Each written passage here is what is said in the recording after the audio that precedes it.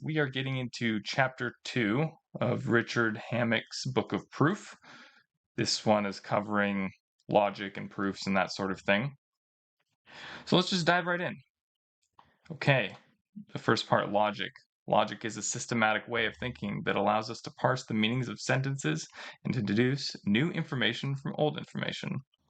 In proving theorems, we apply logic to information that is considered obviously true, such as any 2 points determine exactly one line, or is already known to be true, e.g., the Pythagorean theorem.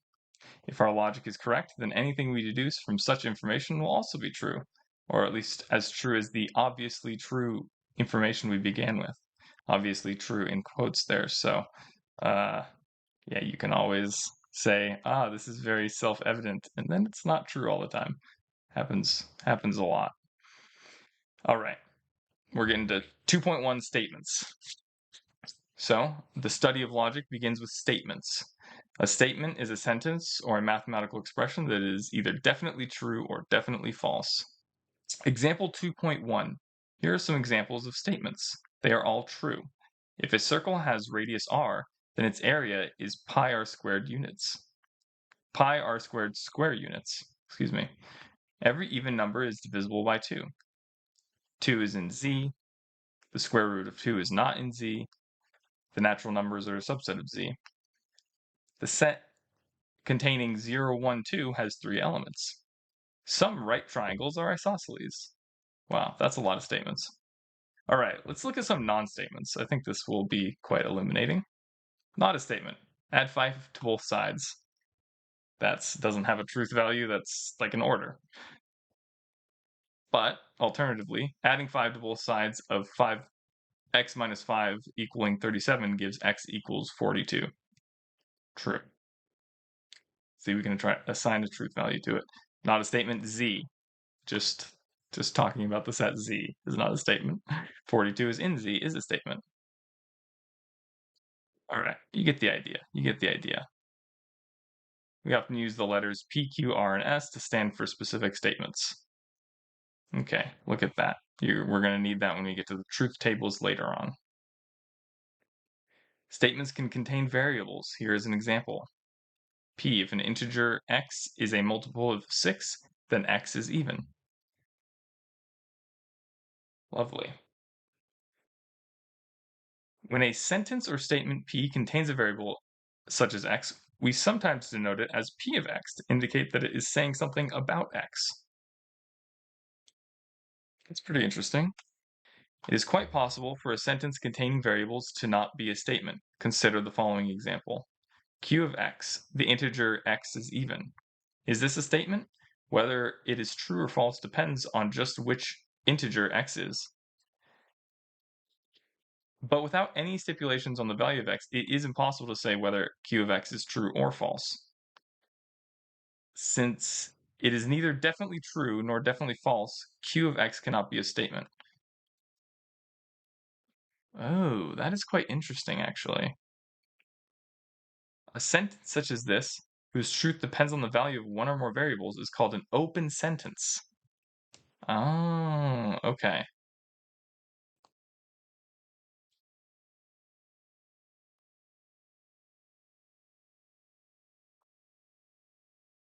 Okay, that's kind of a good thing to have. Let's put this here. Sentence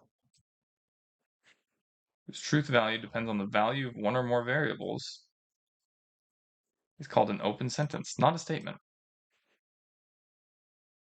Interesting. Interesting.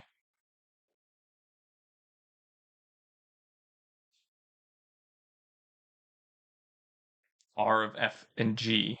This is a statement that depends on 2 functions. The function f is the derivative of the function g. Okay?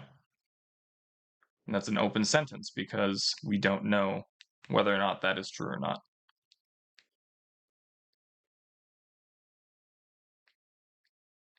That's just odd. I really thought that those would be statements, but I suppose it's fine to make a distinction between statements and open sentences.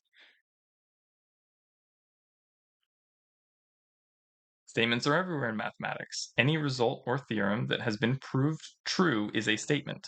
The quadratic formula and the Pythagorean theorem are both statements. The solution of the equation ax squared plus bx plus c equals 0. The solutions of the the solutions of the equation ax squared plus bx plus c equals 0 are x equals negative b plus or minus the square root of b squared minus 4ac all over 2a. Yes. Though, I don't know, once you add in open statements, it's like, I don't know, if you want to get really, how do I put it, really pedantic, every statement is technically an open sentence when you factor in like axioms, right? They all depend. Their truth value depends on whatever axioms that you're using. Like the Pythagorean theorem, for example, only true with the Pythagorean, the axioms for uh, um, like a flat geometry, because it's not true under uh,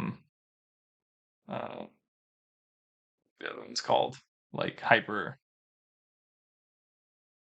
I can't remember the name of the other geometries.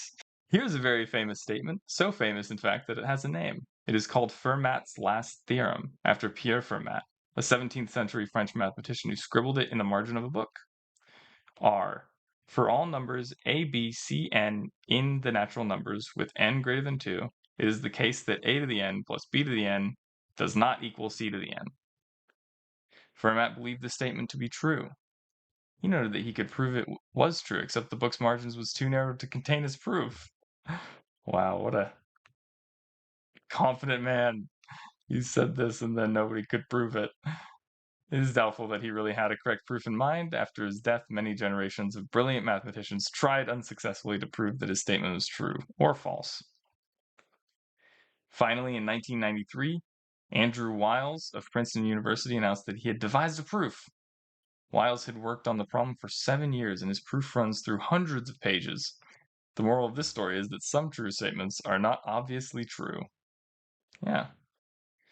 Another statement famous enough to be named. It was first posed in the 18th century by the German mathematician Christian Goldbach and is thus called the Goldbach conjecture. Yeah, this is a real famous one. I remember this one.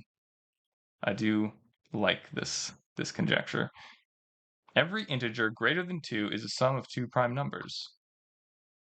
You must agree that S is either true or false. It appears to be true, because when you examine even numbers that are bigger than 2, they seem to be sums of two primes. Look at that. But that's not to say there isn't some large enough number that's not the sum of two primes.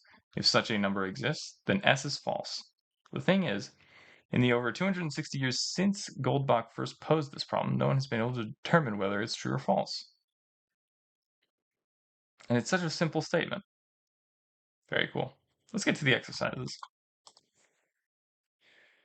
And we get to try out our LaTeX enumerate. And I'm going to do this, and let's just really quickly make sure that this looks kind of nice. And we can do it so easily. Oh God, please go. Okay. See, look at that. It looks so lovely. Not really, but it's good enough. Good enough for notes. I can always clean it up later. All right, exercises for section 2.1.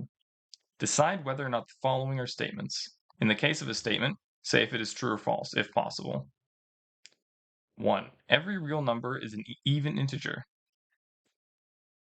Okay, every real number is an even integer. No, obviously not. But we have to say, decide whether or not the following are statements. In the case of a statement, oh, I see. Statement that is false. All right, every even integer is a real number. Yes. If x and y are real numbers and 5x equals 5y, then x equals y.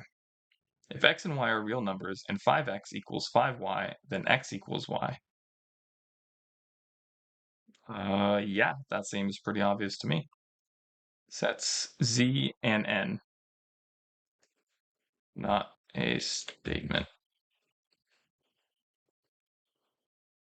Sets Z and N are infinite.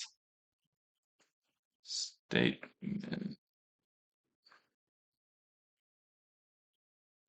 I'm about to get real lazy with this because I just want to go through these quickly. Some sets are finite. Statement, true. Okay, let me make sure I've done all of them. 6, some sets are finite. Yes, look at that. 7, the derivative of any polynomial of degree 5 is a polynomial of degree 6. Not true, but it is a statement.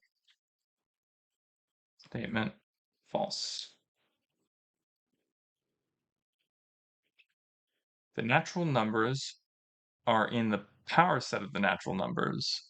Yes. That is a statement, and it is true. Cosine of x is equal to -1. It's not a statement because it depends on x. Just say open sentence.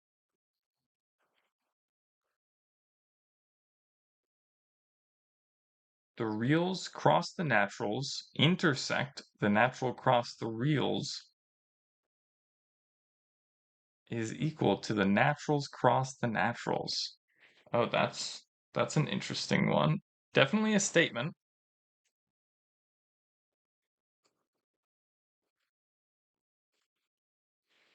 It's definitely a statement. Is it true or false? I think it's true. It sounds right to me because the only things that are going to be in both of these sets. So this is a bunch of what are these called again? I've already forgotten. Ordered pairs. It's an ordered pair. So this is a set of ordered pairs where the first one can be any real number and the second one has to be a natural number. And this one has the first one has to be a natural number. So yeah, the only thing that's going to be in here the only thing that will be in both are the natural numbers. I do think this is true.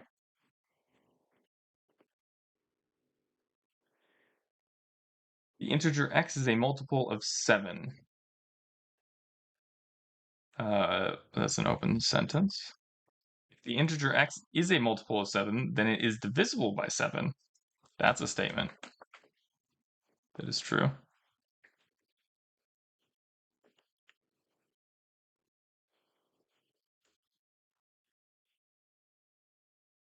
13, either x is a multiple of 7 or it is not. Right, that is a statement that is true.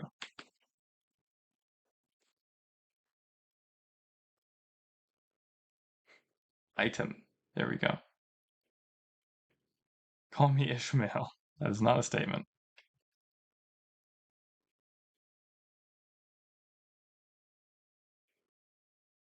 In the beginning, God created the heaven and the earth. I suppose that is a statement, right? Statement. I suppose it depends on your belief, so maybe it's an open sentence.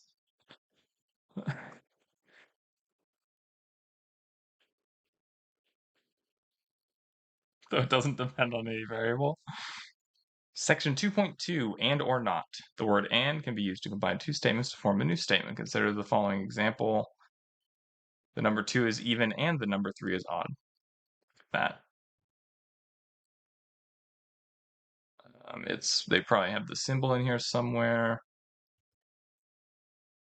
Nope, they haven't put it. Oh, there it is, the symbol. Boom, with that caret.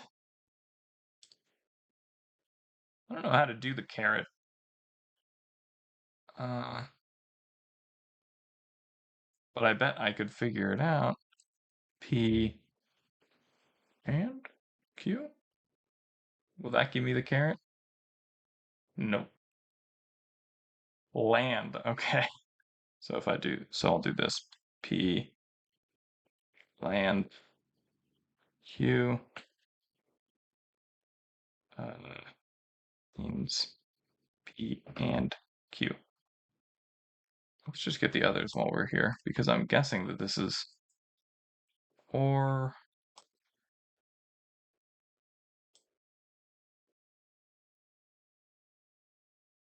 and this is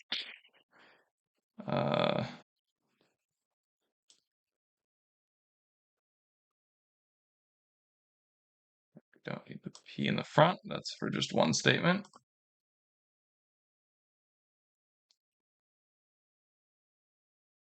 Oh, that is that logical? Wait, hold on, go back here. That's what I always thought was not, was the squiggly. But that also might be, that might be an alternative. I wonder if there's multiple LaTeX. Let's do it. LaTeX not.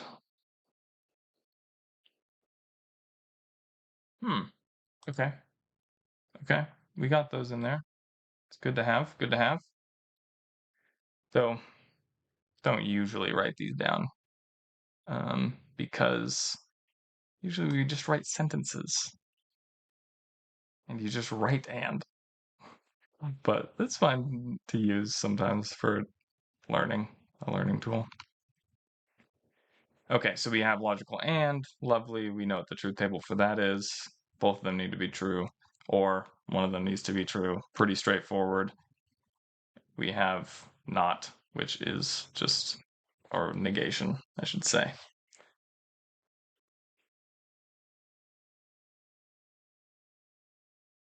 Easy peasy. Nothing really to it. It's pretty straightforward section. Do I even want to do these exercises? Express each statement or open sentence in a symbolic form, such as P and Q, P or Q, P or not Q, or not P, etc. To state exactly what statements P and Q stand for.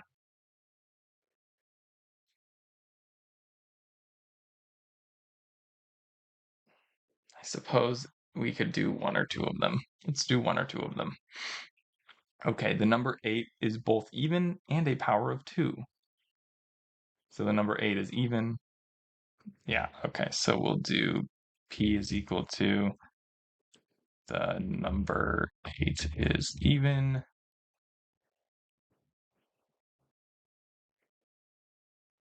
Q equals the number 8 is power of 2, and the entire thing is P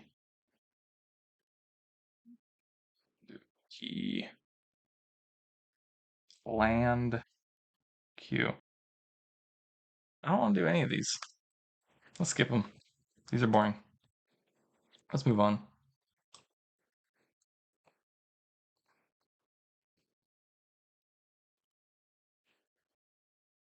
All right, conditional statements. There's yet another way to combine two statements. Suppose we have in mind a specific integer a. Consider the following statement about a.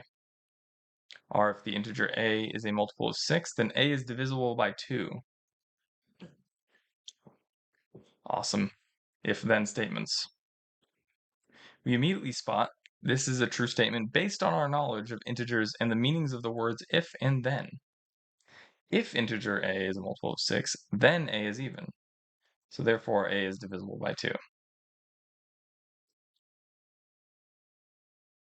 Notice that R is built up from two simpler statements. P is the integer a is a multiple of 6. Q is the integer a is divisible by 2. And then R is if P then Q. That's what a conditional statement is. Conditional statement is made of two simpler statements in the form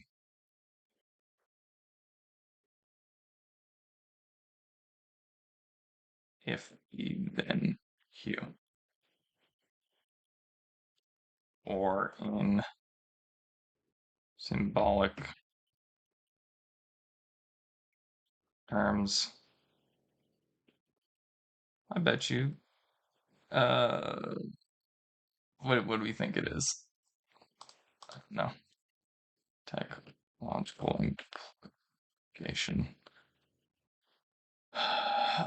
Implies. Oh, implies. Lovely. That's a really good. Implies Q. That should give us the double arrow. Nope. You lied to me. You absolutely lied to me. I don't have the AMS math package. That's why. I need the AMS math package.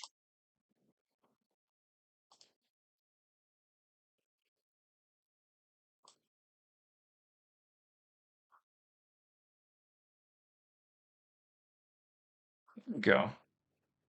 You don't need to install anything. Lovely. Lovely. Okay.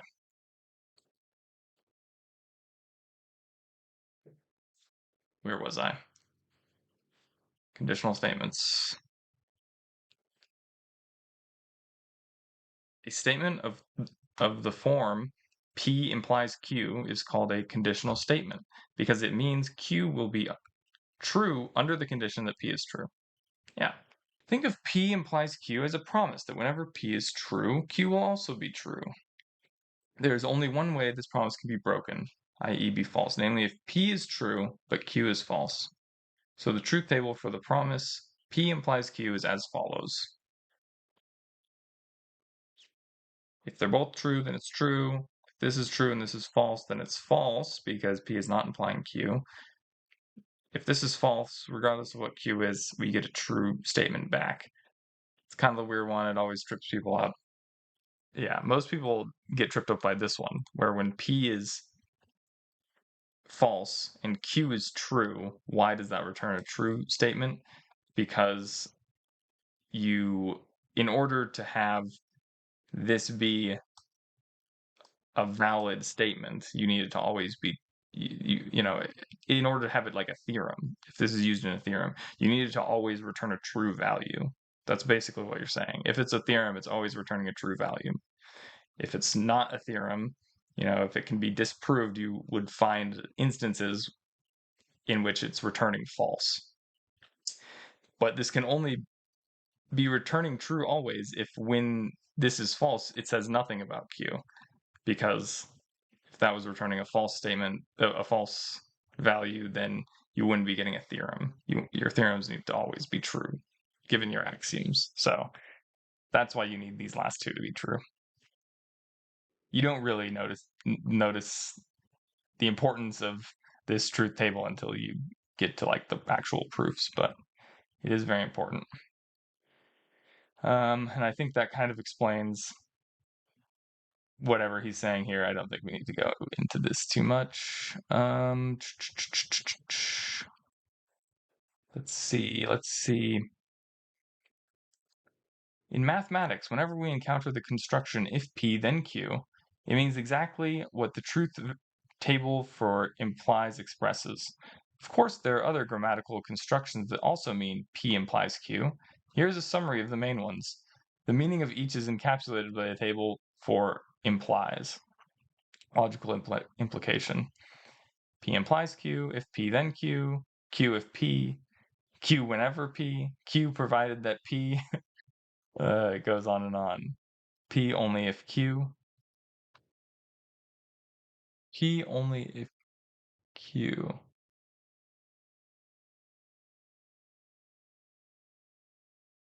Yeah, okay. Okay, I see. Yeah. Whenever P, then also Q. P is a sufficient condition for Q. Yeah, because it implies logical implication as opposed to normal speech implication where it doesn't necessitate it. Yeah, that's a big difference between saying implies in mathematical speak and implies in normal speech. Normal speech implying means you're hinting at or something along those lines. Implies in mathematics is a very strong term that means this statement is going to necessitate that statement is true. This statement being true necessitates that statement is true as well. Very important. Let's look at the exercises. Without changing their meanings, convert each of the following sentences into a sentence having the form if P then Q. 1. A matrix is invertible provided that its determinant is not 0. Okay. 1. If a matrix is matrices, determinant is not 0, then it is invertible. I spelled that right. Invertible. Yeah. Why does it say it's wrong? Convertible. No, I'm not talking about convertibles. 2. For a function to be continuous, it is sufficient that it is differentiable. Right. If a function is differentiable, then it is continuous. Let's go to 9. A function is integrable provided the function is continuous. Okay, well, not do 9 then, because that's the exact same. Let's do 8. A geometric series with ratio r converges if the absolute value of r is less than 1.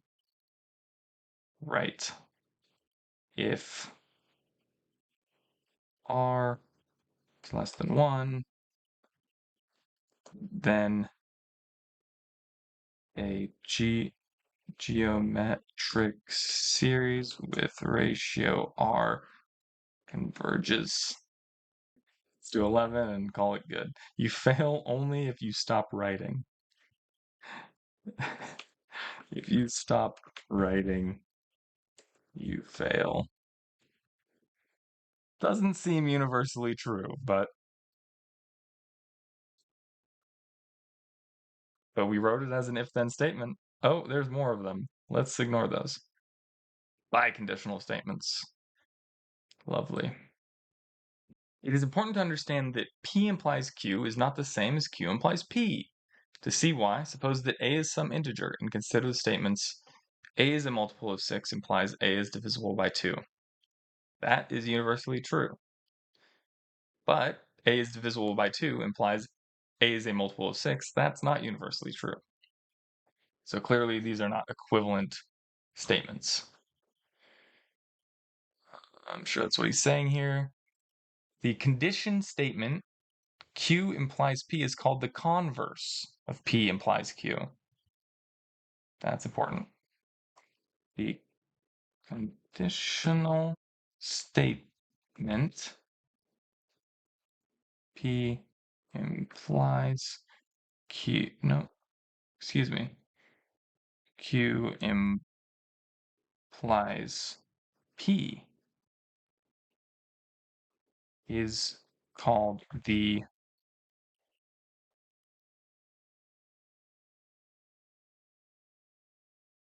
converse. Look at that. Converse of P implies Q.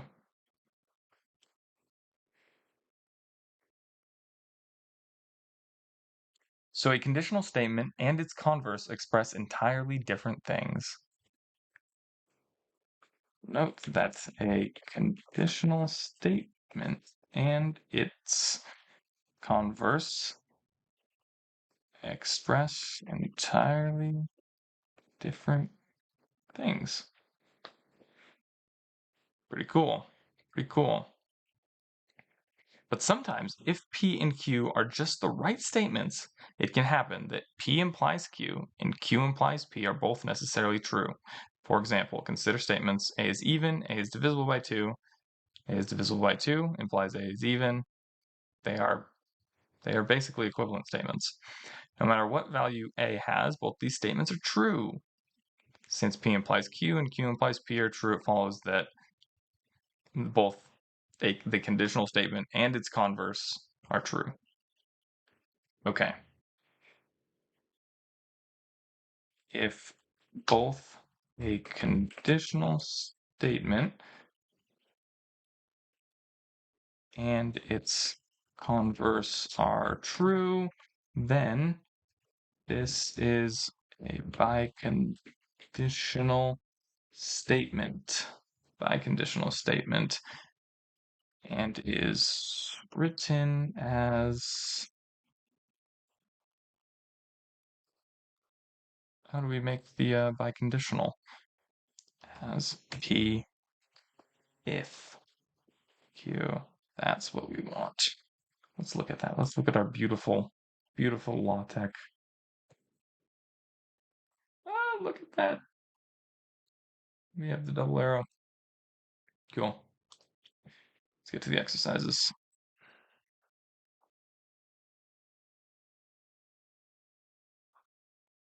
We only got 5. Let's just do them all.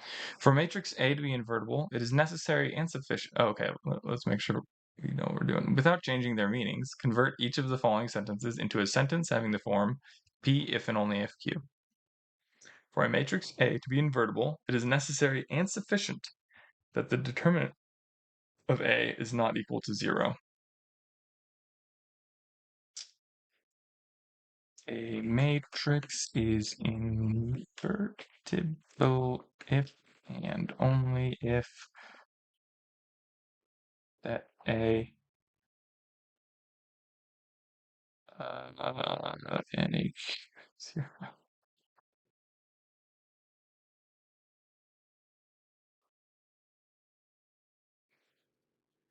Okay.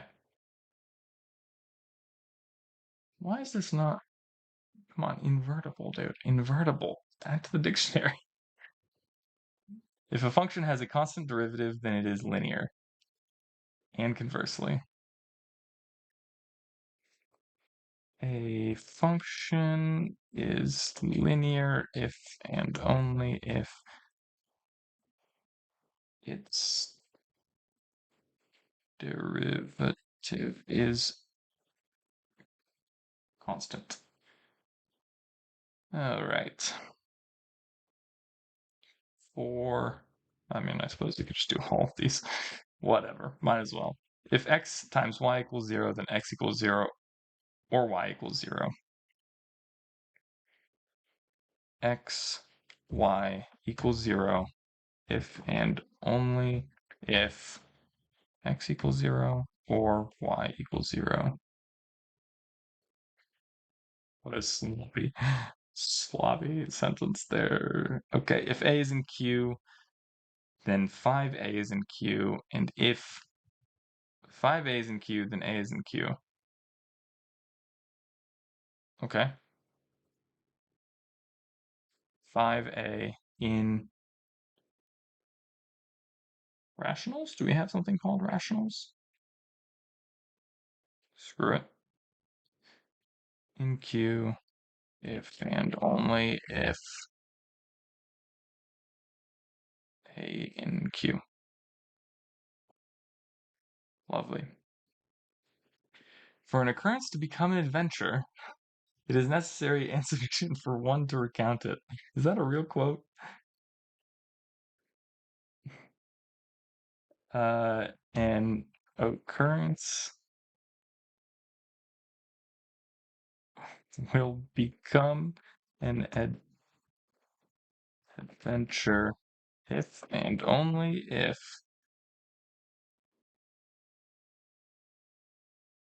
one recounts it.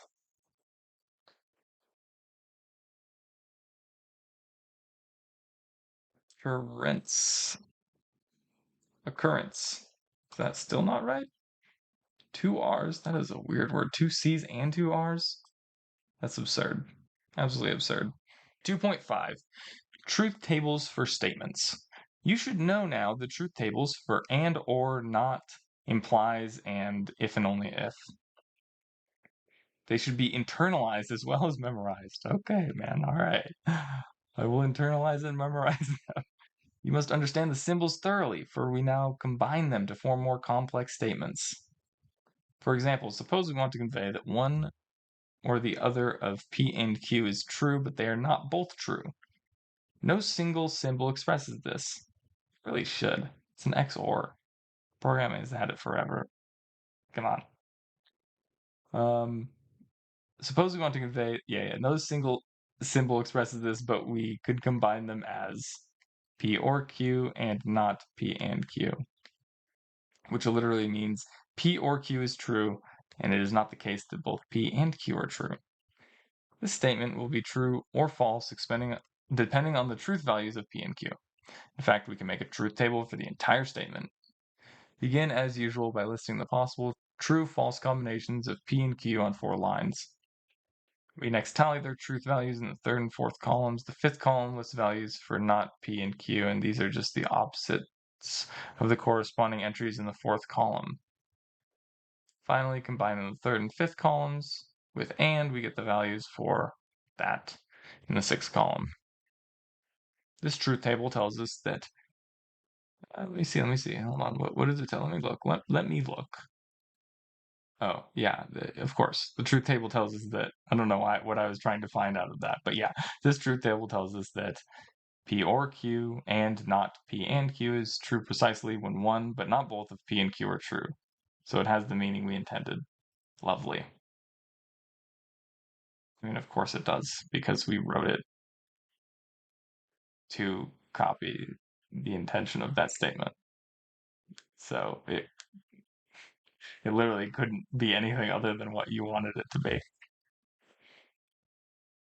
But that's fine. That's fine. No shade thrown at this book. I don't know why I'm ragging on this. It all started because this is how you do XOR in the law. You can't just have one symbol, bro.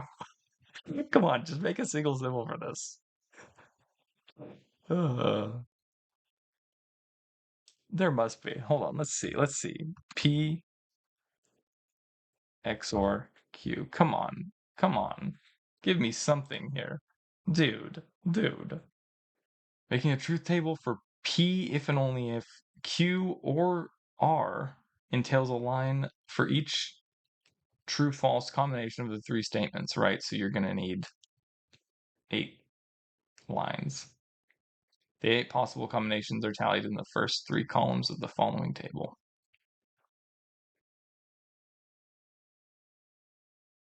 Right, okay. Okay. That's fun, yeah. So, because it's P if and only if Q or R. So you're taking the T, and it's these two. So if either one of them.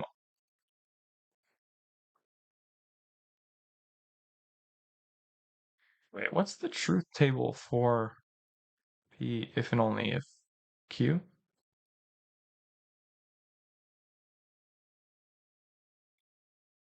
I want to go back and look at this just because I can. Yeah, if they're both true, and if they're both false, then it's true. But if either one of them is false,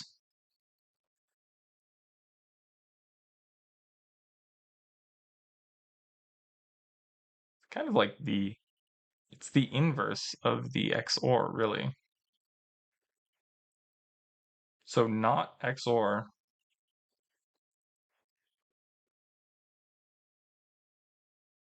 It's kind of fun. It's fun to look at the truth tables because you can look at some things that are logically equivalent. Not if and only if is equivalent to XOR. I'm going to write that down.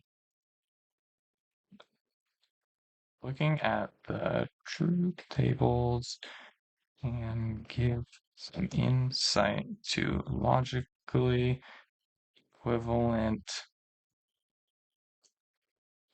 statements. For instance, the truth tables show us that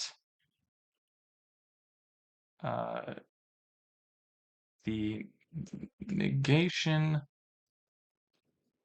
of the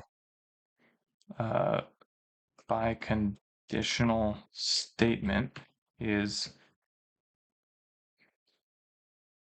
equivalent to the XOR statement.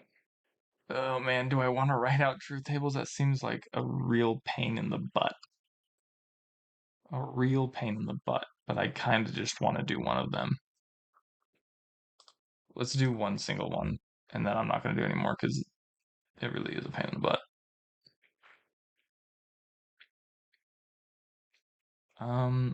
To do this, I need to figure out how to make a table. LaTeX table. Not latex. Let's do 8. Just because, I don't know, there's 3 of them. I wanted one that had 3 in it, so. Okay, and if I put in, what's with the 1s in this table? I don't really understand what the 1s are signifying here. So we're going to need a bunch of truth values. T, T, F, T, F, T, TFT, TFF, FTT,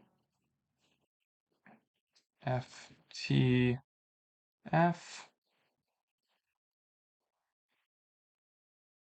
FFT, and then one more, FFF. Okay, and then we're gonna need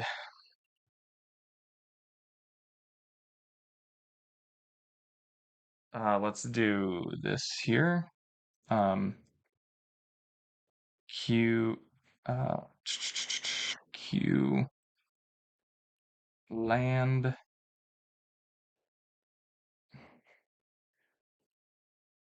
negation R, and then the last one is going to be P lor, in parentheses, this thing.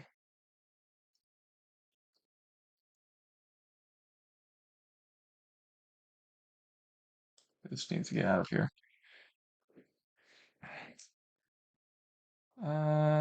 Oh, but I actually want to see that. Oh, yeah, okay.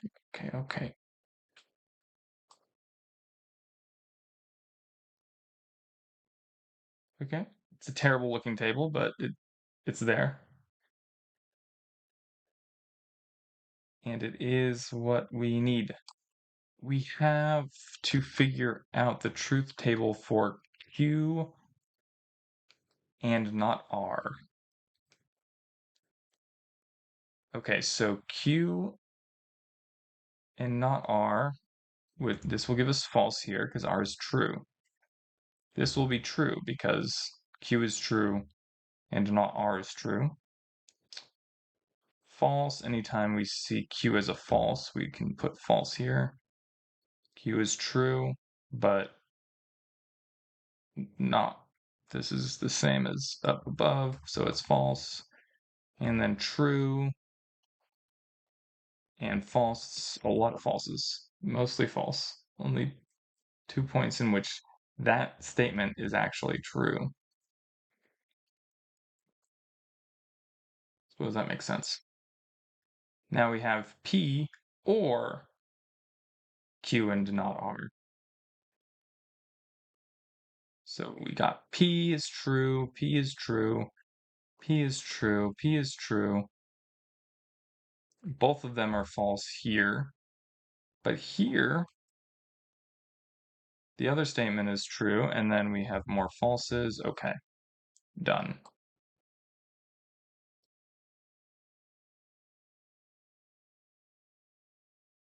The table is not pretty, but it is complete. I think it looks correct. Q and not R. Q and not R. Q and not R. Only two spots where that is true. But then with the or P, all of these parts, P is true, so that's true. And then we have one time when P is false, and this statement is true. So, cool. Pretty straightforward. Takes a while, but pretty straightforward. What's this number 10? Suppose the statement P and Q or R implies R or S is false. Oh my gosh. Find the truth values of P, Q, R, and S. This can be done without a truth table. Well, let's try it. Seems really weird and kind of hard. Let's try it. Find the truth value. So, oh my.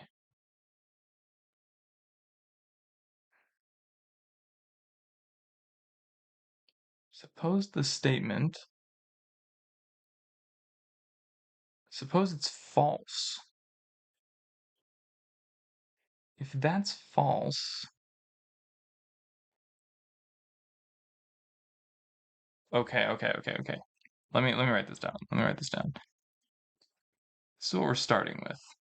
P land Q or R implies R or S is false. Okay, from that we can conclude the only time that that is false is when, yeah, there's only one time that this is false.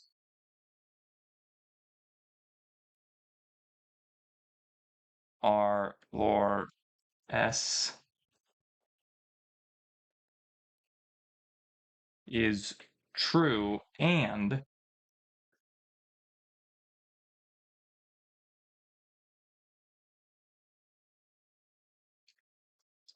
P land Q or R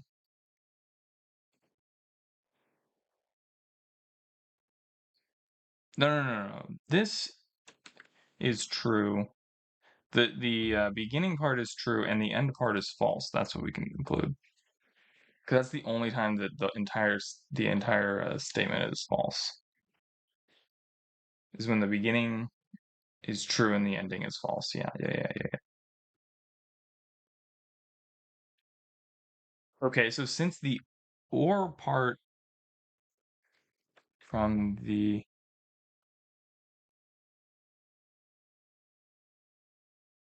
okay, then R and S are both false. Then R and S are both false.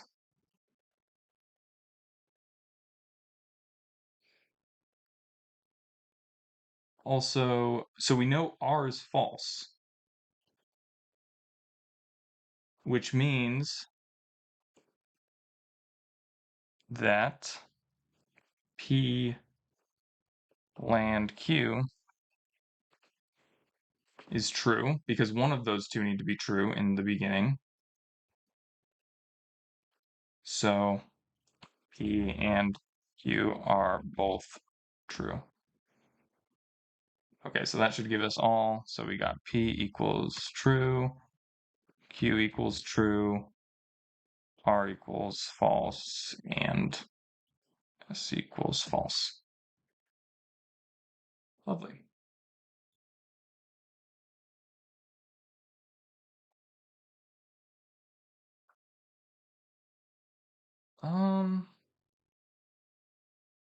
Suppose I could try the other one.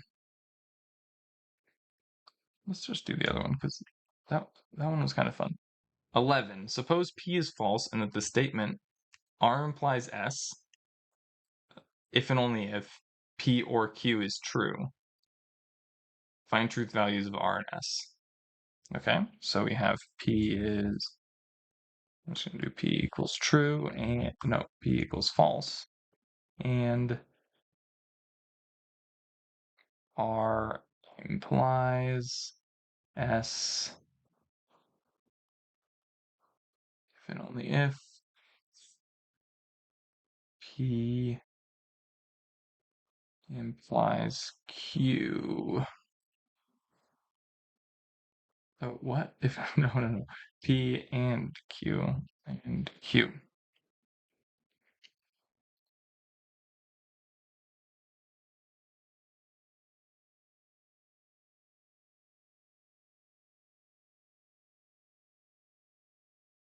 equals true.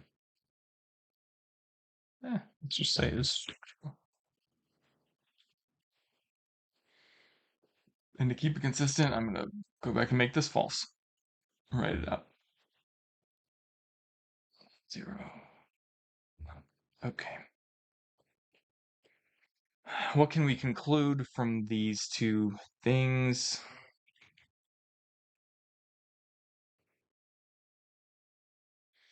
Since P is okay, so the if and only if all combined is true,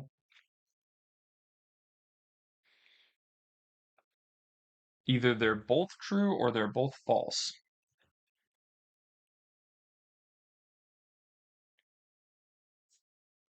Because P is false, then we know that P land Q is false. Okay. By the if and only if statement, by the biconditional statement, this tells us that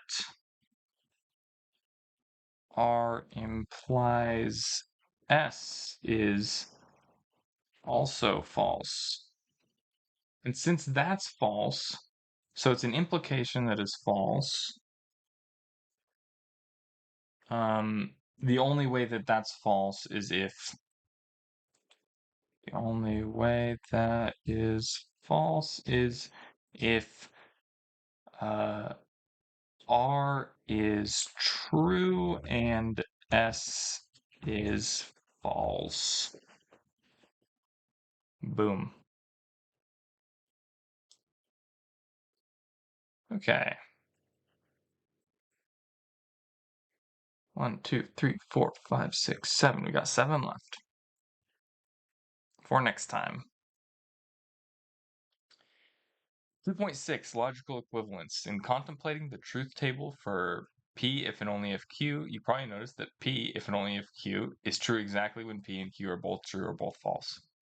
In other words, P if and only if Q is true precisely when at least one of the statements, P or Q or not P or, P and Q or not P and not Q is true. Yeah.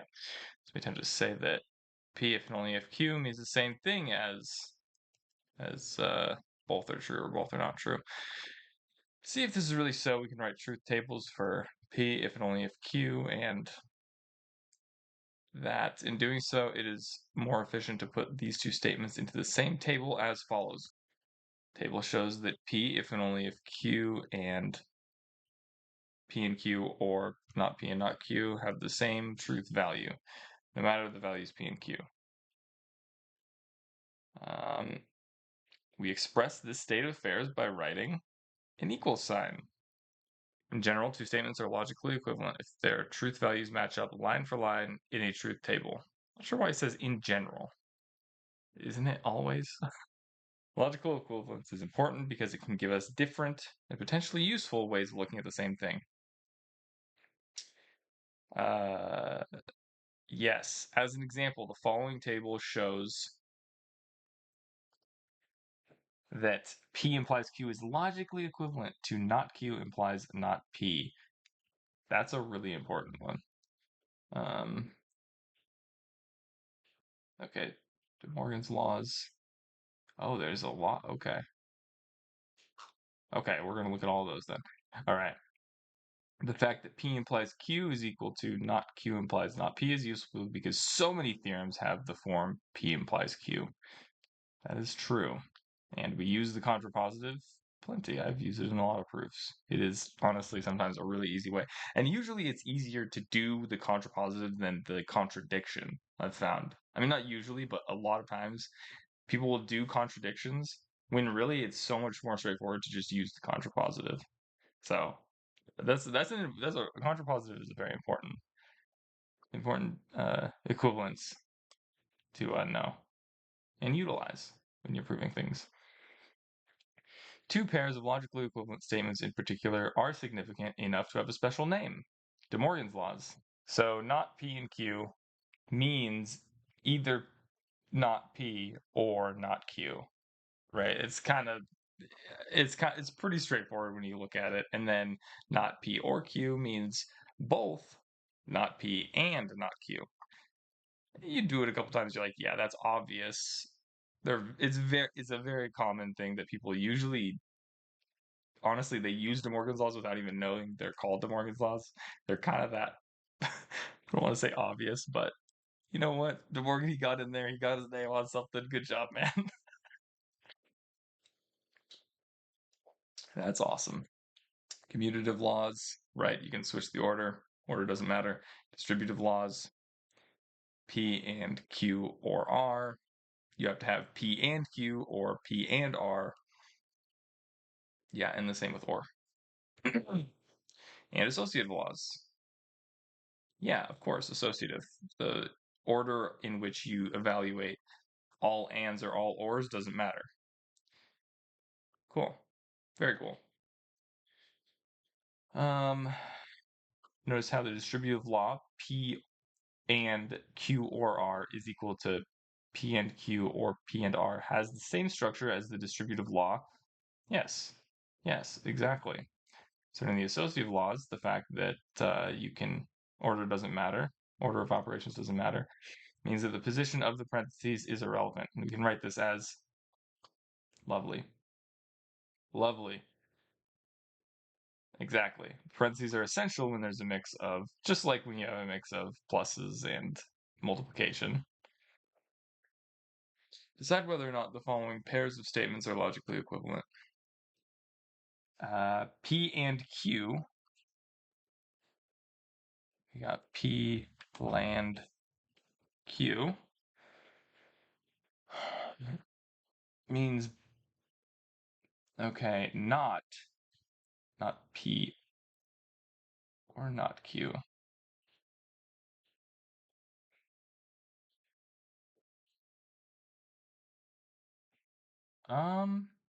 Okay, so by De Morgan's law, this is equal to uh, uh, wait, what is De Morgan's law? Hold on, I'm like, what? Oh no, that's with knots. Yeah, okay. Oh, hey. Yeah, I think this is true because we got the negation of the negation of it's like two minus signs, right? You can use two negations together.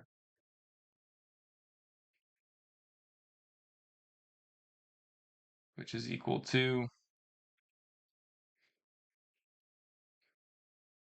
the negation and then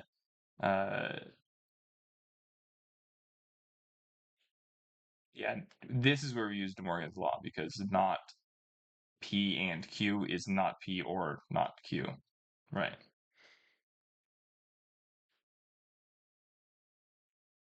Negation P or negation Q.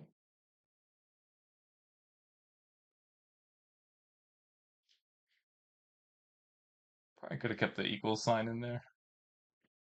I don't know if it looks weird like that, but yeah, that tracks. Yes. Okay, cool. So that one is true. 10 looks kind of interesting.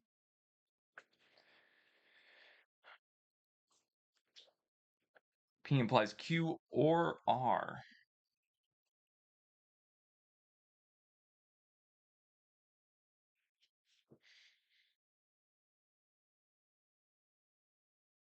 Wait, how are we going? How would we get it and implies into an and? We don't have anything like that.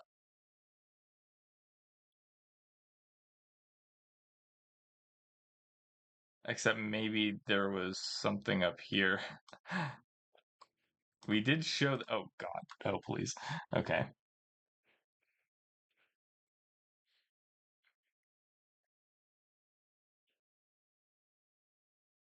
That's kind of interesting. And honestly, that's probably what we need, right?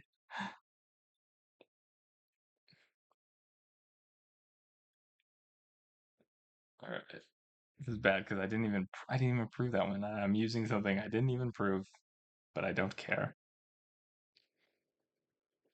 P implies Q is equal to,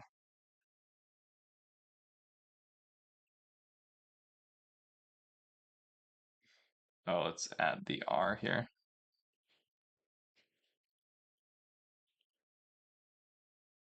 P implied Q or R is the same as negation P or Q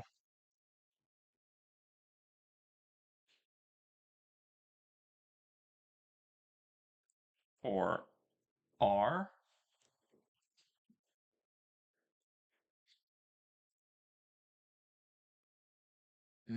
Okay. Can we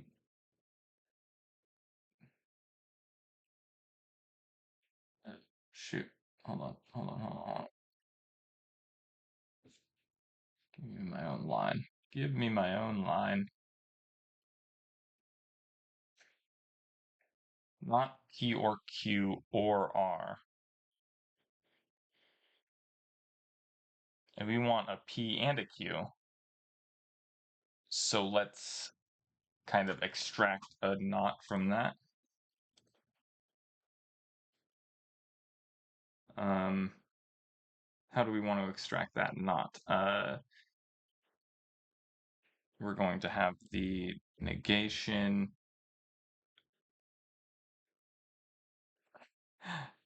Let's write it out. Let's write it out. Oh my God, this is so many. This is so many. Oh Jesus. Okay.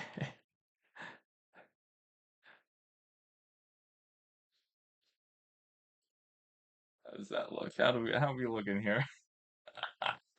That's stupid. Okay. Oh, except I have the parentheses in the wrong place because the negation. Oh, the negation has to be on the. Okay, okay.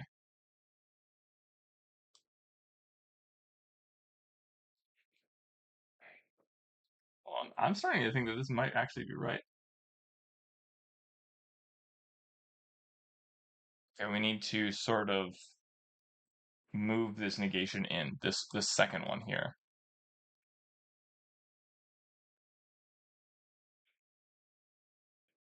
Okay, let's move this negative in, this negation in. So by De Morgan's laws, we're going to get this is equal to. Okay, let's just do it like this. Negation uh negation of negation P or Q land negation R, right? Why do I have to look at De Morgan's law so many times? It's so straight. It's such an easy. You just flip it and then distribute the negation. It's so straightforward, and yet I, for some reason, need to look at it every time. Whatever. Okay. So we've distributed the negation, and now we need to distribute it again, right? And to do that, we get P land negation Q, or, right, and now these are not associative, so we do need to keep the parentheses. Negation R. Show me I'm right. Okay, I have one too many parentheses. Whoops.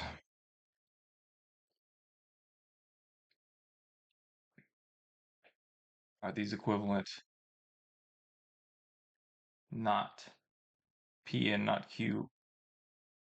Oh, wait, I've messed it up. Wait, did I mess it up or are these just not? Yeah, I messed it up. I 100% messed it up. Yes. Yes, they are the same. They are equivalent. That's awesome.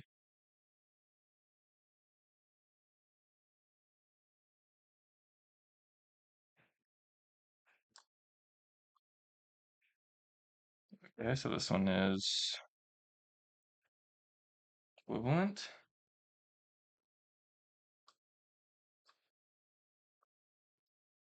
Equivalent. Lovely, lovely. Do I want to do more of these? I kind of just want to skip to a harder one and then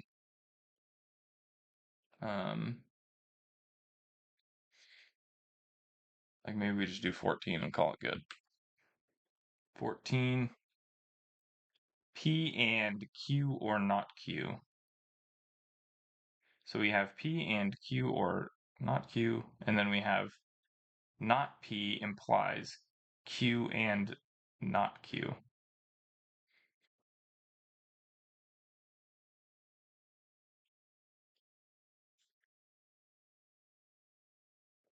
I'll write this one down. This one I feel like is kind of important because it does show an equivalence between an implies and an or statement, which is kind of a big deal. I don't see any others like that. So let's write this one down.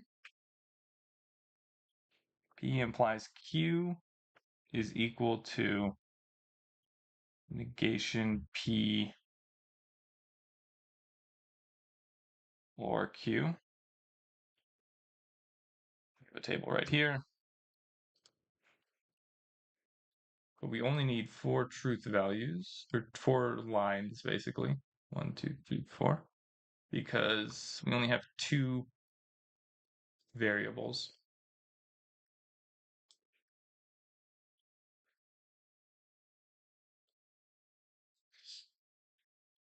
P and Q. And let's put P implies Q here. And we'll put, I think maybe, yeah, okay. So the ones is how many columns you have. So truth table for P implies Q is going to be true. Oops. False. False. True. False. False. There we go. True. False. True. True. And not P or Q. True. False. True. It's true because not both of them are going to be true, and then not P becomes true. So, okay, cool. Great. We showed that. And I think we're about to use it again in this one because we have an implies here and some ands and ors, so we're probably going to need to.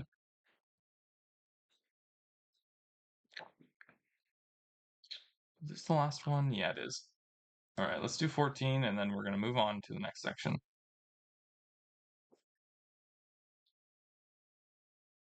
So, yes, too cool. P land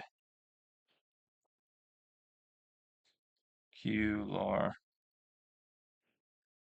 negation of Q. What can we turn this into? We're trying to get it in with an implies here. We could use De Morgan's laws to get an or.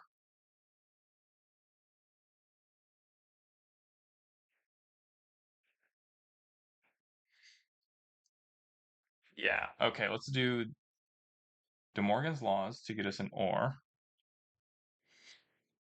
Oh, but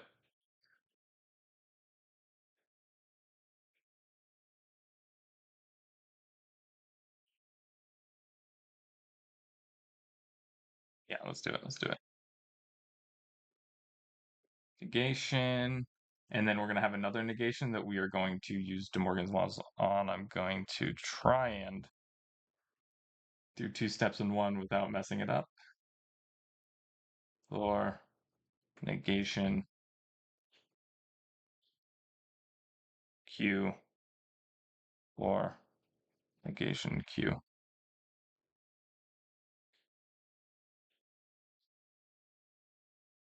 Isn't Q or not Q always true?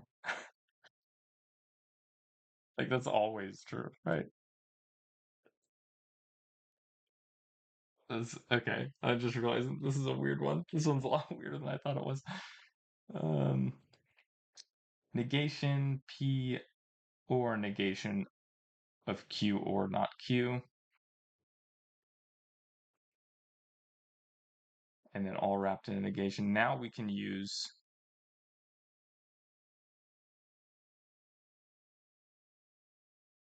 we're gonna have to do this one more time. Negation, negation P or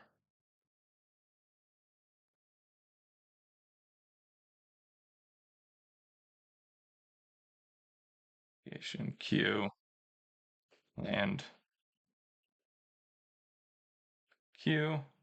I'm gonna swap these around because that is something we're looking for at the end. And you can swap because not distributive, not associative. The what's the last one? Distributive, associative, and oh, what is it? Oh, commutative, commutative, commutative. I knew it. I never had to look. I never had to look up to the beginning of the page. Okay, let's see. Let's see. Vacation. Oh, I want to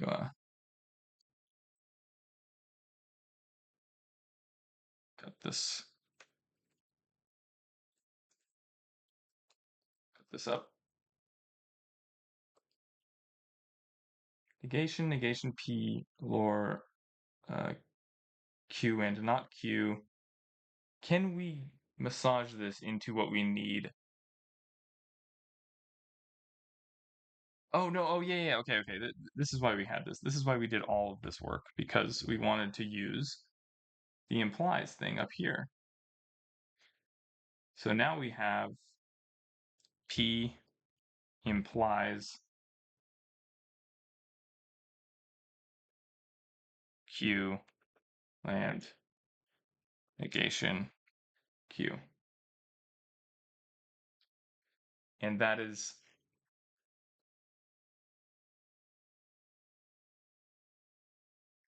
we are so close. We're so close to getting these together, but yet so far because we currently have a negation around the whole thing. We need a negation around just the P. What's the contrapositive is not going to get us there.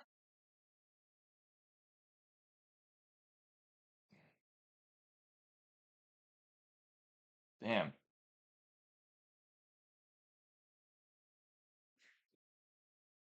Damn, we have the negation of oh man, is this are these not equivalent? How would I even show that they're not equivalent though? I suppose I could do a truth table, which I don't want to do.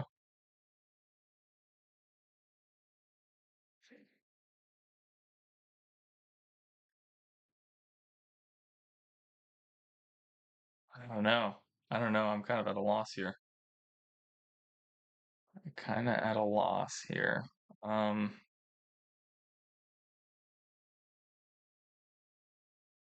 so can you distribute a negation across?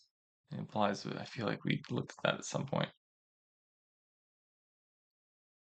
Because if P then Q,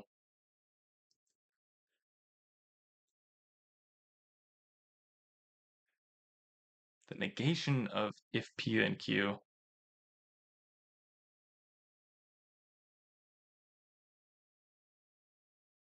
is there a negation? Have we seen this already? I feel like maybe we have seen this already.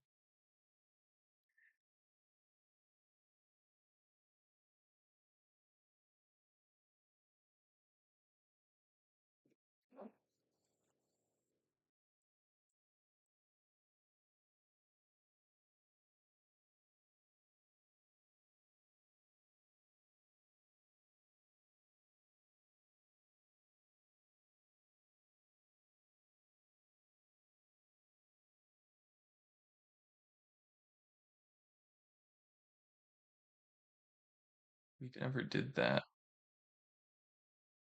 We kind of skipped those. But there is the negation of P implies Q.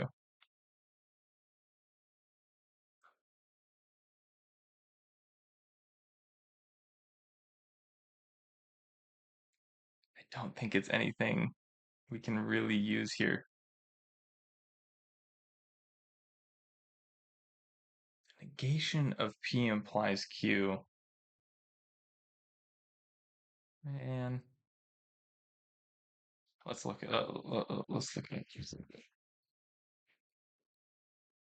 of P implies Q. I wonder if someone has asked this before. Not P or Q. He wrote it wrong here, but yeah, not P or Q.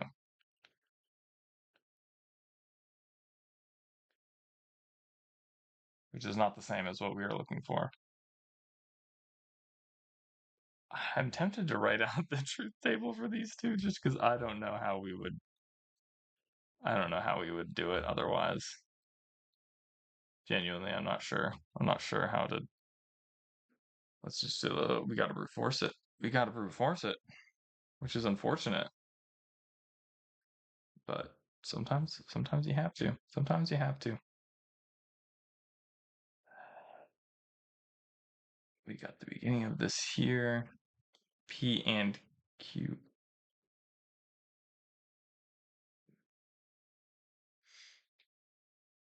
And the ending one is nearly this.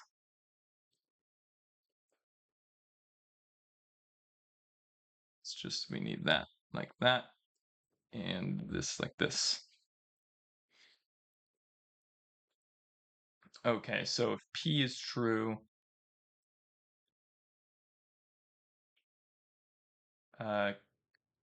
Q or not Q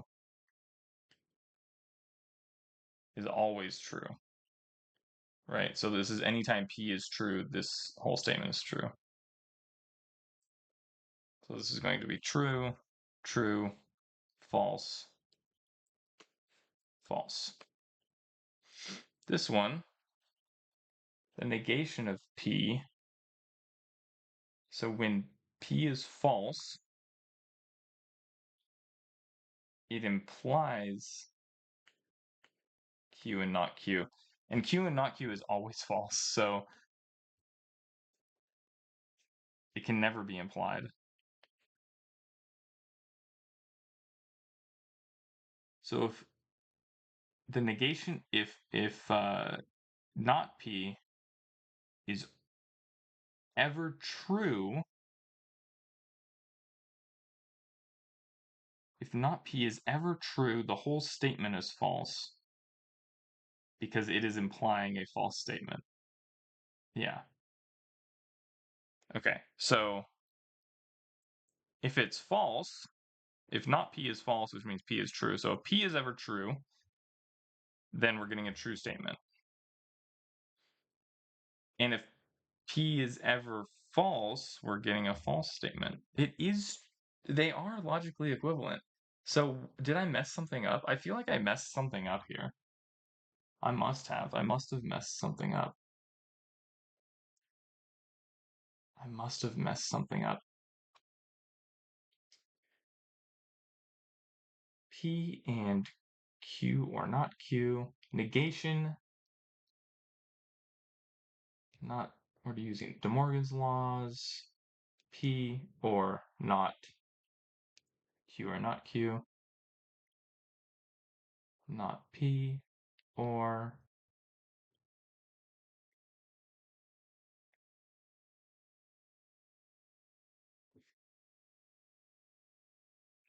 hmm. Hmm.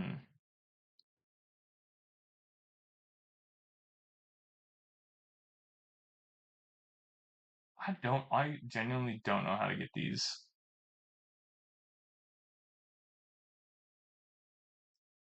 to line up.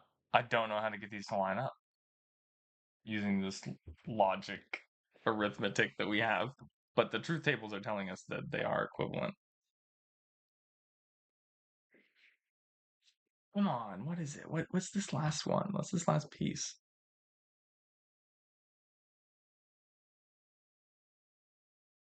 What's the last piece? What's the last piece? There's something. There's some little thing that I'm missing.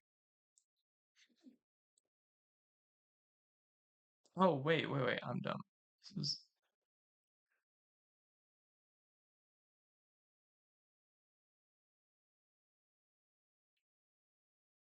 yeah, we already showed that that was true with our truth table. I'm dumb. Which gets us back to the beginning. Wait, yeah, it just gets us back to the beginning, but it doesn't get us to what we want. What if we tried messing with this one? What if we started here?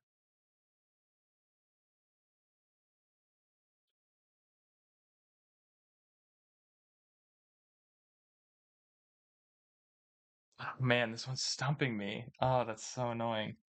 That's so annoying. And I've done these correctly, right?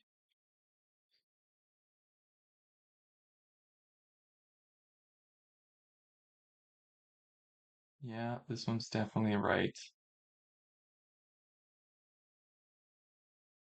This one has to be right because whenever negation of P is true, this whole thing is false.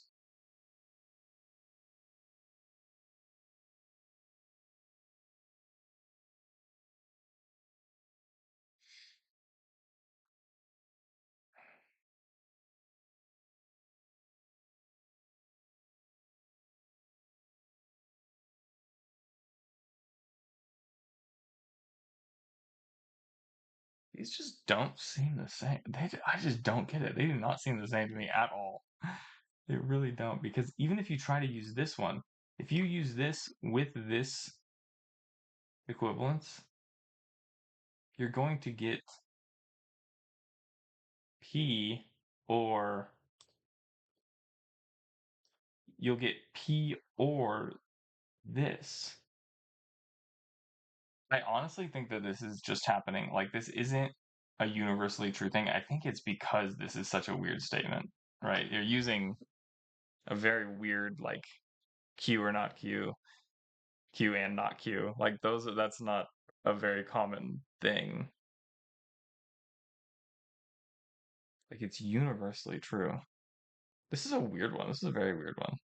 I don't think that this normally applies if you replace one of the Q's with like an R or something. Like, it's not going to work. But just because of this weirdness. But this is also true because P or not true. This is only true when P is true. And it's not true when Q is. Wait, excuse me. It's not true when P is false because this one is always false.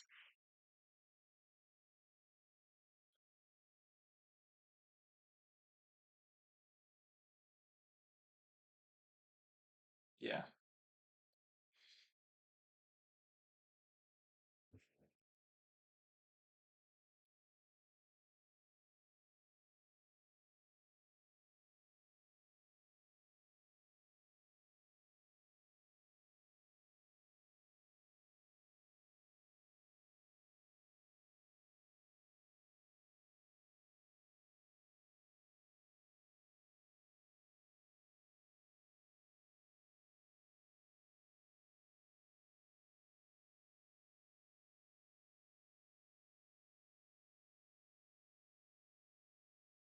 So that's why I think we can't solve it using the arithmetic, because it's really not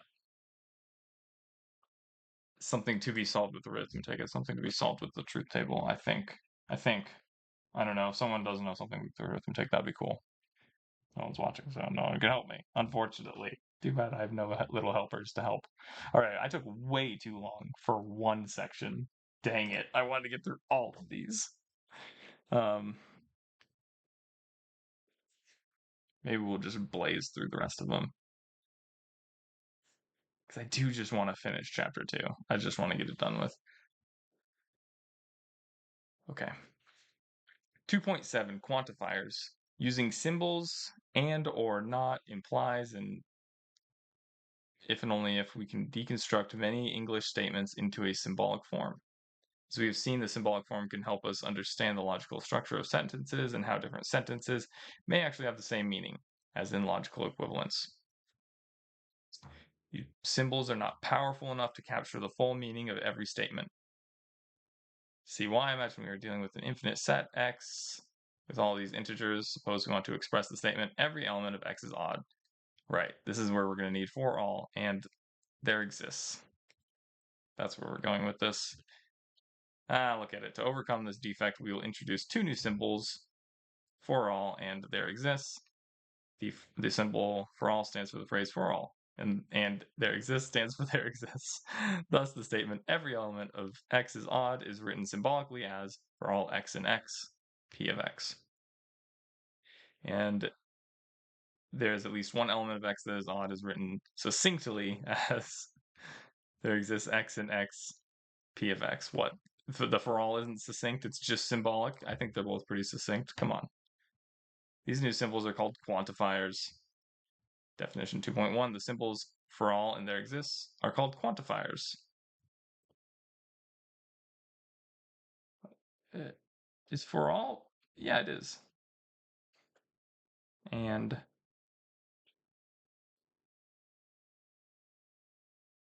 maybe it's exists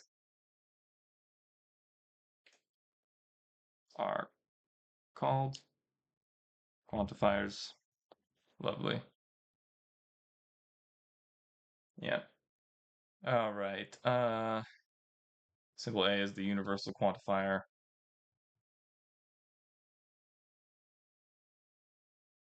Universal quantifier and exists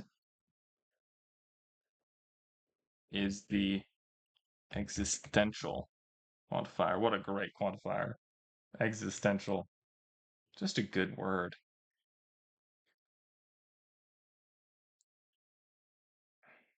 The following English statements are paired with their translations into symbolic form. Every integer that is not odd is even. For all n and z, not n is odd implies n is even. Okay. Given a set x, a quantified statement of form for all x in x, p of x, is understood to be true if p of x is true for every x in big X. There is at least one x in big X for which p of x is false. Then for all x in big X, p of x is a false statement. Yeah.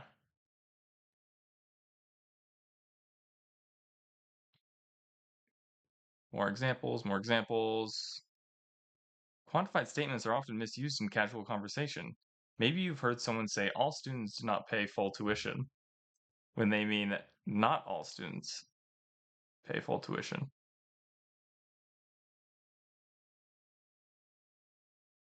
Okay, yeah. While the mistake is perhaps marginally forgivable in casual conversation, it must never be made in a mathematical context. Do not say all integers are not even, because that means there are no even integers. Instead, say not all integers are even. Yep, he's got a point, if a little pedantic, but I suppose that's what math is all about. Write the following as English sentences. All right, let's do. I'm going to do one of these. For all x in, for all, let's say, real numbers, x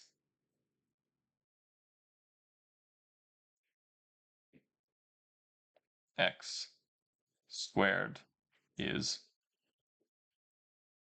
positive.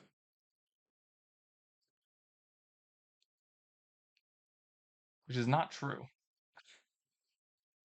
Not true, though, because 0 squared is equal to 0. Let's say strictly positive.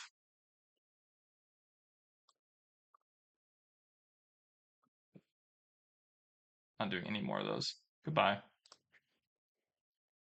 2.8. More on conditional statements. It is time to address a very important point about conditional statements that contain variables. To motivate this, let's return to the following example concerning integers x. X is a multiple of 6, implies x is even. As noted earlier, since every multiple of 6 is even, this is a true statement no matter what integer x is. We could even underscore this fact by writing this true statement as its symbolic form. But now switch things around to get the different statement. Yeah. This is true for some values of x, but false for others. We have an open sentence. However, by putting a universal quantifier in front, we get, oh, I see, he's making a point. Yeah, the open sentence becomes a statement. Okay, yeah, that's a good point. Open sentences such as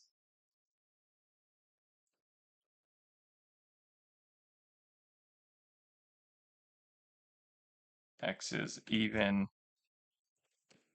implies x is divisible by 6 can be turned into statements with the use of quantifiers.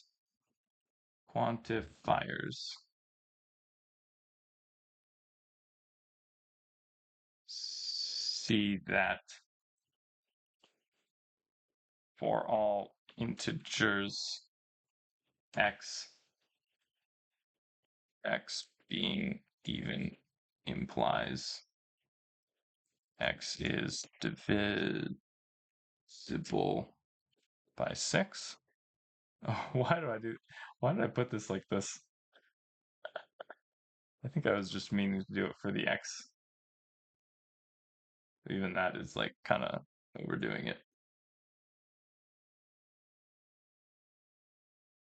And I'm not going to do it. I'm just, there's no need to add any $signs anywhere. Is a false statement. And then if you were to put a there exists, it's a true statement. How fun.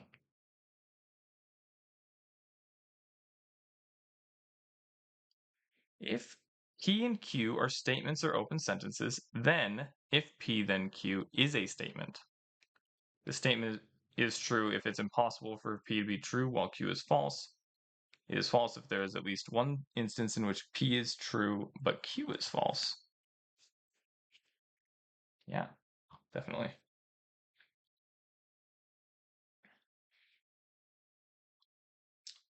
Translating English to symbolic logic. In writing and reading proofs of theorems, we must always be alert to the logical structure and meanings of the sentences. Sometimes it is necessary or helpful to parse them into expressions involving logic symbols. This may be done mentally or on scratch paper, or occasionally even explicitly within the body of a proof. The purpose of this section is to give you sufficient practice in translating English sentences into symbolic form so that you can better understand their logical structure. Consider the mean value theorem from calculus. If f is continuous on the interval ab and differentiable on ab, then there is a number c in ab for which f prime of c is equal to f of b minus f of a all over b minus a. Pretty important theorem. Here's a translation to symbolic form. Cool. Just write continuous or differentiable. Diff is diff. I don't think anyone's going to know what you mean by is diff. Just a little note. If you were to write something like this, one, everyone would be like, dude, why did you write it like this? Don't write things in symbolic form, just write sentences. But if you are going to do this, don't make continuous and differentiable short words. That really doesn't help. Goldbox conjecture. Okay, every integer greater than 2 is the sum of two primes. All right, we translate it to n in x implies there exists a p and q in p such that n equals p plus q. Okay. I mean, this really just shows how much worse symbolic notation is for logic. Like, this is so... Everyone can read this and understand it. This is just so much work for nothing. So if anything, this is proving do this once in this textbook and never again. Don't write your theorems like this. Everyone will hate you. Suppose x is a set and q of x is a statement about x for each x in big X. The following statements mean the same thing. For all x in big X, q of x. X in big X implies q of x. Yeah, that makes sense. This fact is significant because so many theorems have the form of a conditional statement. Yeah. Suppose we could write that down. It's kind of important. Yeah, it's a good one. It's a good one. Let's do it. I'm not doing any of these. Maybe I'll do one just so that I can say I did it. I don't know. Whatever. Let's do let's do one of these ones down at the bottom. All right. I love that he puts these in. This is great. I love this book because of stuff like this. He adds in other phrases that just aren't. Yeah. This is just a fun little book. Anyone could pick this up and learn it. It's good even if you aren't a mathematician, just learning a bit of like logic and how logic works. A peek behind the curtain. And it's a simple read. He puts it out in such simple terms. He doesn't make it super like archaic and I don't know. Just he doesn't make it sound like you're casting a spell, you know. He just kind of explains it as it is. I like that. All right. So we need to convert this. Let's do this first. I don't know why I'm doing this. It doesn't matter, but I will.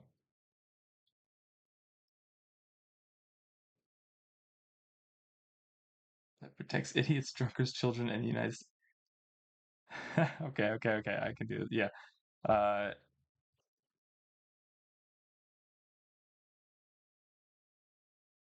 exists. Exists. Providence. Oh, no. Wait. There's a providence that protects idiots, drunkards, children, and the United States of America. I don't, I don't really get this quote that much, but a providence. Hmm. I don't know. I feel like they're using the term providence in a way that I don't understand. Providence definition.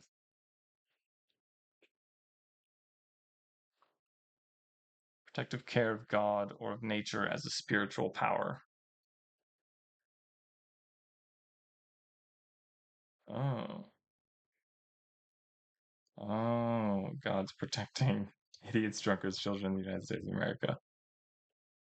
Oh, now it's a quote that makes more sense. Yeah, there exists uh, providence.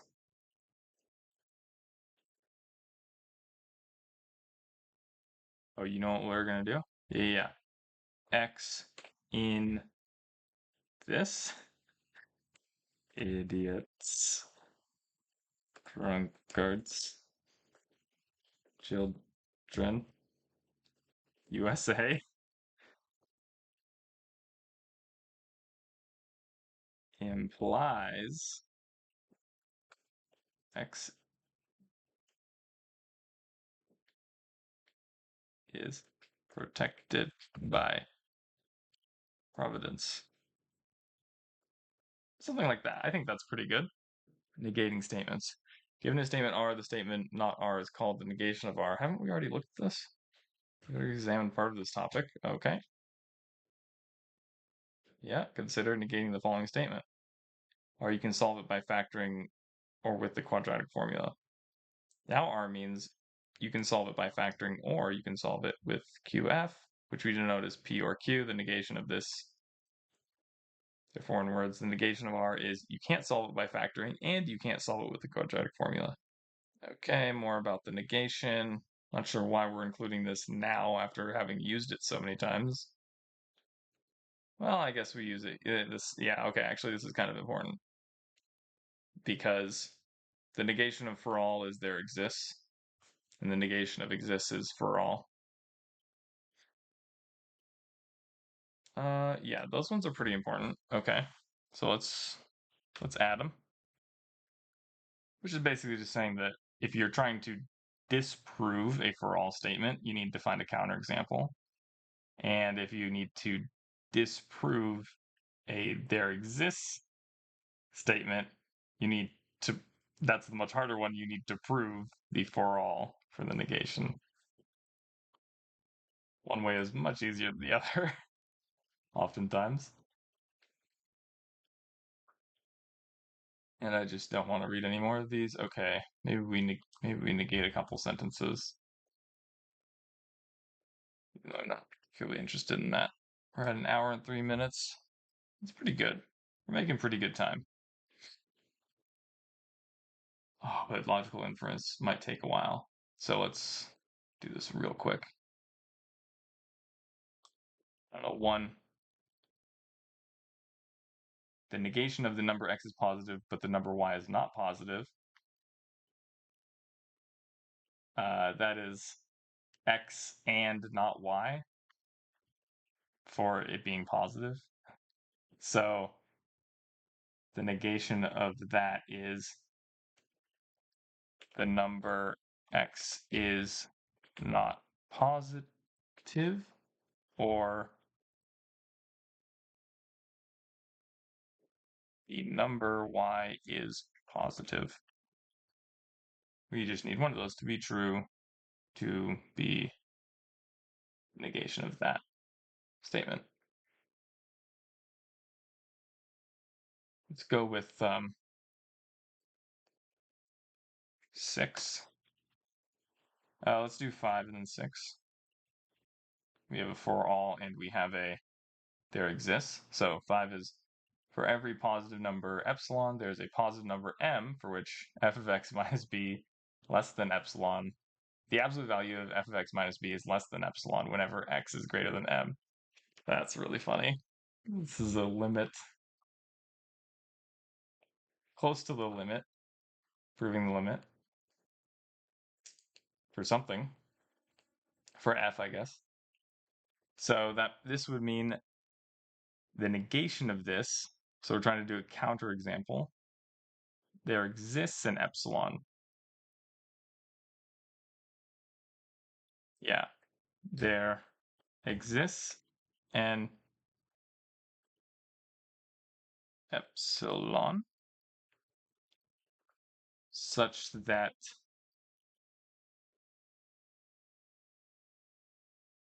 okay, and then we need to negate the second part of this.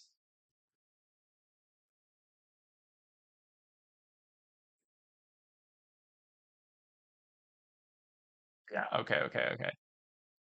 Such that for all m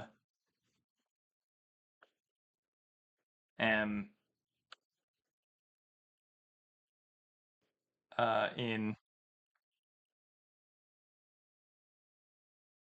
natural.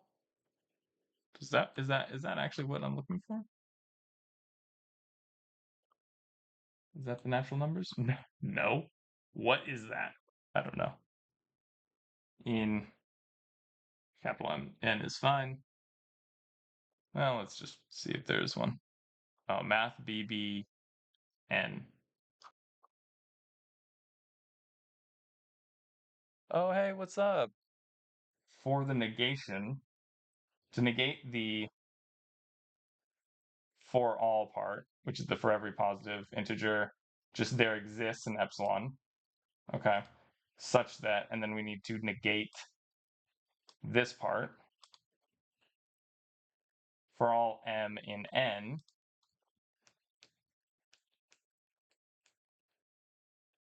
for which, for all of the m in the natural numbers, which is what we're right where I was at. This is supposed to be the natural numbers, but I don't want to try and get that to work at the moment. For which, so for every m, there is going to be, is this right? Let me try this. Such that for all m in n, there is an x, let's see, x greater than m, such that the absolute value of f of x minus b is greater than epsilon. All right, this seems fine. This seems fine. I gotta move on. Let's see, logical inference 211. Suppose we know that a conditional statement P implies Q is true. This tells us that whenever P is true, Q will also be true. By itself, P implies Q becomes true. Being true does not tell us that either P or Q is true. They could both be false, of course. But if in addition we happen to know that P is true, then Q must be true. This is called a logical inference. From two true statements, we infer the third statement is true. Okay. This is frequently used pattern of thought. In fact, it is exactly the pattern we used in the example on page 34. I'm not going to go back and look at that, but that's fine. This rule even has a name. It is called the modus ponens rule. Dude, I don't remember ever seeing this. I've read this book before. I could not have told you what modus ponens was. Two other logical inferences called modus tollens and elimination are listed below. Dude, what are these?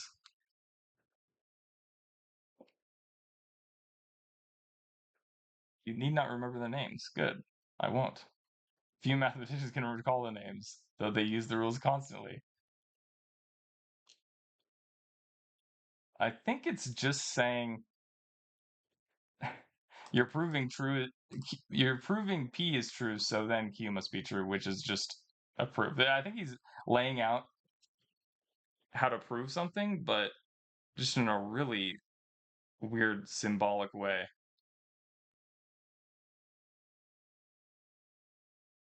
The first states the obvious fact that if P and Q are both true, then so the statement P and Q. On the other hand, P and Q being true forces P also Q to be true. Hmm. Okay. Okay. Interesting.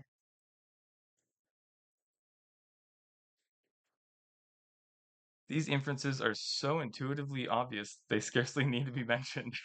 However, they represent certain patterns of reasoning that we will frequently apply. Okay. I think I understand. These are things you'll use in a proof like, oh, we've proved, like, I'm thinking this, we've proved P, so uh, we can conclude that Q is true. But you just don't ever name them like that, which is fine. Important note. It is important to be aware of the reasons that we study logic. There are three very significant reasons. First, the truth tables we studied tell us the exact meanings of the words such as and, or, not, and so on. For instance, whenever we use or read the if-then construction in a mathematical context, logic tells us exactly what is meant. Second, the rules of inference provide a system in which we can provide new information, statements from known information. Finally, logic rules such as De Morgan's laws help us correctly change certain statements into potentially more useful statements with the same meaning. Thus, logic helps us understand the meanings of statements, and it also produces new, meaningful statements.